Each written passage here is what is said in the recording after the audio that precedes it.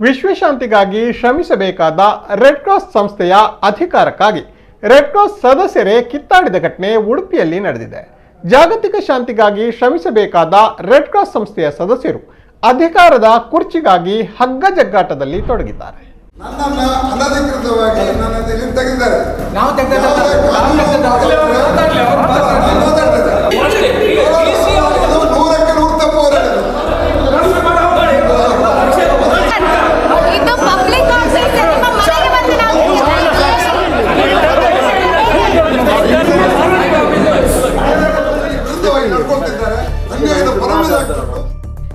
ಈ ಗೌಜು ಗಲಾಟೆಗಳು ಕೇಳ್ತಾ ಇರೋದು ಉಡುಪಿಯ ರೆಡ್ ಕ್ರಾಸ್ ಕಚೇರಿಯಲ್ಲಿ. ಜಾಗತಿಕ ಶಾಂತಿಗಾಗಿ ಶ್ರಮಿಸಬೇಕಾದ ರೆಡ್ ಕ್ರಾಸ್ ಸಂಸ್ಥೆಯ ಅಧಿಕಾರದ ಕುರ್ಚಿಗಾಗಿ ಇಬ್ಬರು ಪ್ರತಿಷ್ಠಿತ ವ್ಯಕ್ತಿಗಳು ಹಗ್ಗ ಜಗ್ಗಾಟದಲ್ಲಿ ತೊಡಗಿದ್ದು, ಇಂದು ಈ ವಿವಾದ ತಾರಕಕ್ಕೇರಿದೆ. ಕಳೆದ 20 ವರ್ಷಗಳಿಂದ ರೆಡ್ ಕ್ರಾಸ್ ಸಂಸ್ಥೆಯ ಸಭಾಪತಿಯಾಗಿರುವ ಬಸ್ರೂರು ರಾಜೀವ ಶೆಟ್ಟಿ ಅವರ ಮೇಲೆ ಸಂಸ್ಥೆಯ ಹೆಸರನ್ನ ದುರುಪಯೋಗಪಡಿಸಿ ಪ್ರತ್ಯೇಕ ಟ್ರಸ್ಟ್ ರಚಿಸಿದ ಆರೋಪ ಇದೆ.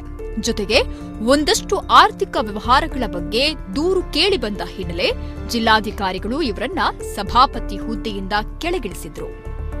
ಇವರ ಬದಲಿಗೆ ನೂತನ ಸಭಾಪತಿಯಾಗಿ ತಲ್ಲೂರು ಶಿವರಾಮ ಶೆಟ್ಟಿ ಎಂಬುವರನ್ನ ಆಯ್ಕೆ ಮಾಡಲಾಗಿತ್ತು.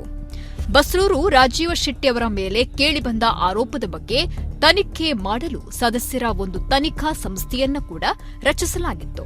ತನ್ನನ್ನ ಹುದ್ದೆಯಿಂದ ಇಳಿಸಿದ ಜಿಲ್ಲಾಧಿಕಾರಿಗಳ ನಿರ್ಧಾರದ ವಿರುದ್ಧ ಬಸ್ರೂರು ರಾಜೀವ ಶೆಟ್ಟಿ ಅವರು ಕೋರ್ಟ್ ಮೆಟ್ಟಿಲು ಹತ್ತಿದ್ರು. ಕೋರ್ಟ್ನಲ್ಲಿ ಯಥಾಸ್ಥಿತಿ ಕಾಪಾಡುವಂತೆ ಆದೇಶ ಸಿಕ್ಕಿದೆ ಎಂಬ ಮಾಹಿತಿ ಇದೆ. ಈ ಹಿನ್ನೆಲೆಯಲ್ಲಿ ನಾನೇ ಸಭಾಪತಿಯಾಗಿ ಮುಂದುವರಿಯುತ್ತೇನೆ ಎಂದು ಇಂದು ಬಸ್ರೂರು ರಾಜೀವ್ ಶೆಟ್ಟಿ ಅವರು ರೆಡ್ ಕ್ರಾಸ್ ಕಚೇರಿಗೆ ಆಗಮಿಸಿದ್ರು. ಈ ವೇಳೆ ಈ ತಂಡಗಳ ನಡುವೆ ಜಟಾಪಟಿ ನಡೆದಿದೆ.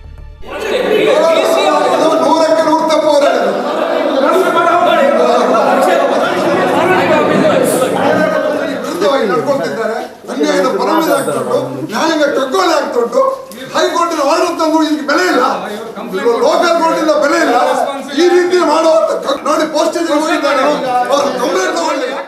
ರಿಪೋರ್ಟ್ ಅದೇ DC ಲೆಟರ್ ಕೊಟ್ಟೆ. DC ಹೇಳಿದ್ರು ನೀವು ನಿಮ್ಮ ಮೆಂಬರ್ಶಿಪ್ ಹೋಗಿದೆ ಅಂತ. ನನ್ನ ಮೆಂಬರ್ಶಿಪ್ ಹೋದ 100ಕ್ಕೆ 100 ಸುಳ್ಳು, ಯಾವುದೇ ಪುರಾವಿಲ್ಲ, ಯಾವುದೇ ಅದಕ್ಕೆ ಸಾಕ್ಷಿಗಳಿಲ್ಲ. ಸುಳ್ಳಾಗಿ ಒಬ್ಬರು ಚೇರ್ಮನ್ ಒಂದು ಸಿಂಗಲ್ ಲೆಟರ್ ಕಳಿಸಿದ್ದಾರೆ, ಸಿಂಗಲ್ ಲೆಟರ್. ಅದಕ್ಕೆ ಹೈಕೋರ್ಟಿಗೆ ಇವರು ಬೆಲೆ ಕೊಡಲಿಲ್ಲ. ಆ ಒಂದು ಲೆಟ್ರ್ ನಿಮ್ಮದು ಹೋಗಿದೆ. ಅದಕ್ಕೆ ನಾನು ಇಲ್ಲಿ ಲೋಕಲ್ ಕೋರ್ಟಿಗೆ ಹೋದೆ.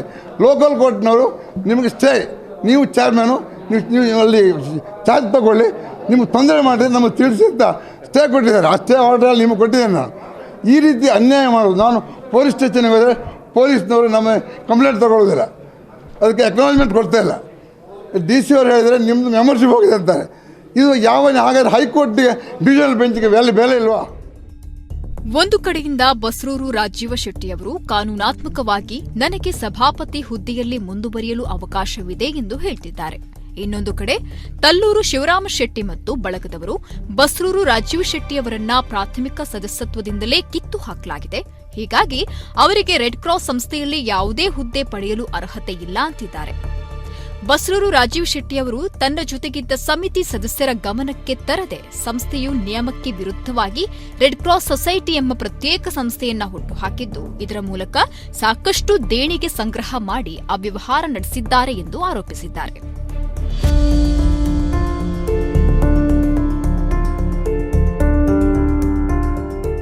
ಮೂರನೇ ಹೆಚ್ಚುವರಿ ನ್ಯಾಯಾಲಯವು ಇವರು ಹೈಕೋರ್ಟ್ ಒಂದು ಆರ್ಡರ್ ಪ್ರಕಾರ ಇವ್ರಿಗೆ ಹ್ಯಾಂಡ್ ಓವರ್ ಮಾಡಲಿಕ್ಕೆ ಹೇಳಿದ್ದಾರೆ.